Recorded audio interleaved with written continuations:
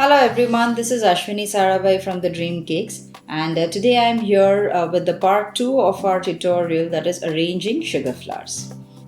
In the part 1 we saw how to make these beautiful gardenias, the blueberries and the leaves along with it.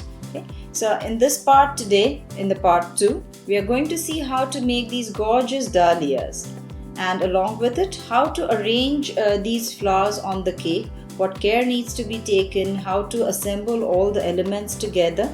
We'll see all these things in this class. Okay, so for the dahlias we are going to see how to make these petals, how to form the center base of the dahlia, how to shape the petals and color them, dust them. So we are going to use quite a few dust colors here, around 4 or 5 dust colors in this one.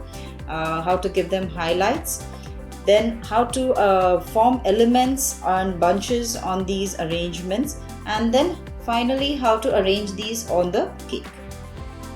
So join me in this tutorial and we'll work on this cake together.